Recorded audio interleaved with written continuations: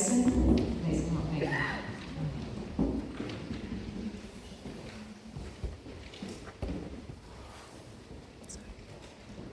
Good evening, everybody.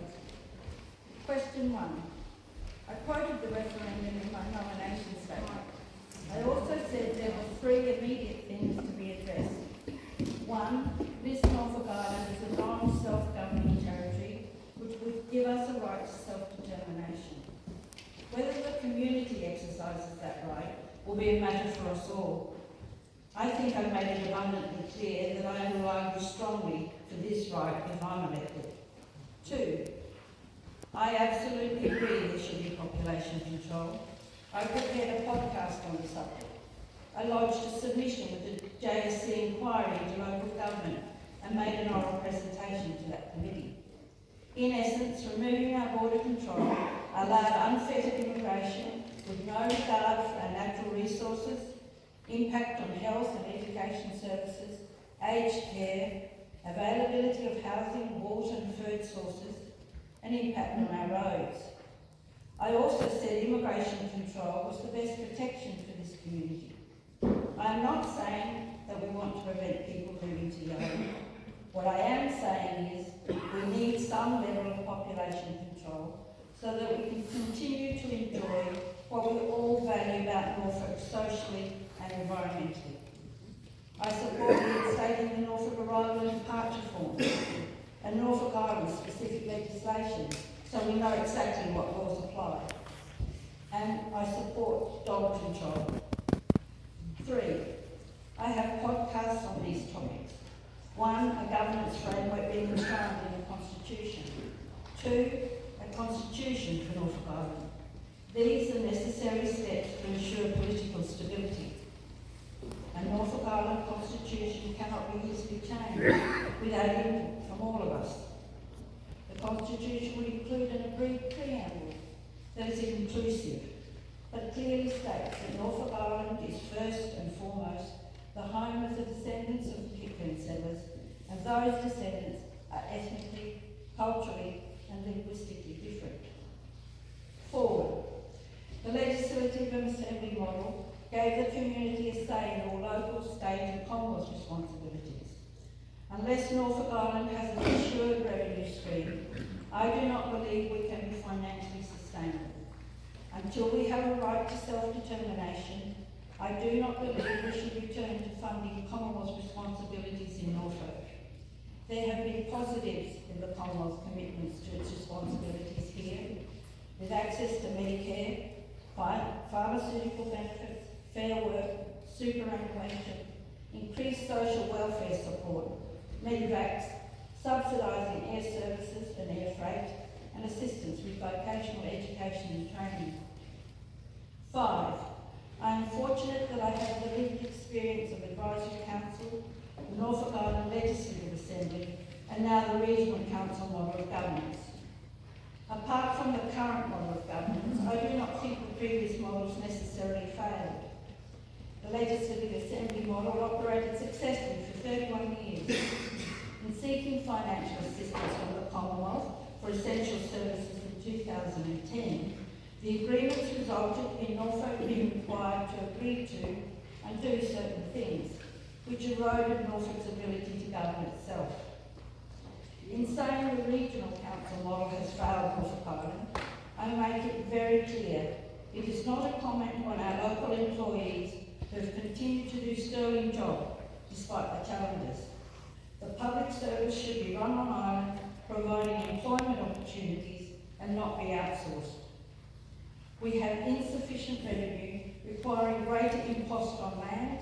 We have lost our post office and philatelic and assets such as hospital, school, museums and a direct say in Carver. 6. In my submission to the JSC, I attached the Legislative Assembly's preferred model of government. I believe this model deserved careful consideration. It provides for Norfolk to continue to have territory institutions, that is the Legislative Assembly, an executive, public service, courts and tribunals. Norfolk Island be responsible for local and state type services, such as health and education, but that funding for these functions be shared with the Commonwealth, similar to other self-governing jurisdictions within the taxation system. The Commonwealth be responsible for its responsibilities and functions, but population management be achieved by a locally controlled mechanism. 7. I have experience in both the administrative and political arms of government, both in Norfolk and Australia. I have a thorough understanding of legislation and legislative processes. I have access to and have read the reports relating to Norfolk Island. I have held research positions. These skills will allow me to be an active and strong participant on the committee. 8. It is imperative to have community support of the new governance model. Unless the model is accepted by the community, it will be destined to failure. If elected, I will ensure that the community is kept abreast of deliberations as provided for in the terms of reference. 9. My podcast on how I will consult was published before I knew about this public meeting. I am conscious that not everyone uses social media. We are fortunate to have 2 weekly newspapers, Norfolk Online News and the Norfolk Islander, and if I am elected, I will ensure that these media outlets are used to advise on the committee's deliberations as well as social media. For anyone wishing to speak to me confidentially, I'm happy to meet them at my home or a place of their choosing at a time convenient to us both. Your aspirations for Norfolk's future will be presented to the committee with or without disclosure of your identity. In terms of how often, I will always make myself personally available. I would hope that the committee representatives would periodically meet publicly like this to advise people of meeting outcomes, answer questions and hear views. 10. Those who have attended public meetings know that I'm not hesitant to speak and ask questions about issues of concern. I'm not afraid to express my points of view. I'm prepared to listen to others and raise their concerns and aspirations. If elected, I will be representing all of you, and I will ensure that I promote the community's interests. And again, I emphasise, it's not only what I want for the future of Norfolk, but what you all want for our future.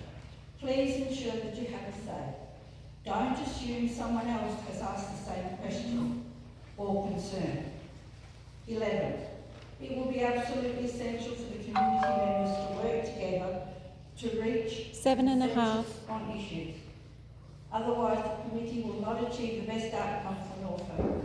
I would hope that those who are enrolled will carefully consider the statements of the other candidates and choose wisely on election day. And I will be so bold to say, please use one of your votes for Chris Magri. The candidate has been instrumental in bringing the Commonwealth to the table in this process. 12. I know that there are many in the community who are sceptical about the committee and possibly be inclined not to vote. I cannot stress strongly enough the importance of enrolling and voting. This is the first opportunity that we have been given to have a say in our future governance. Please don't waste this opportunity. Thank you for coming tonight.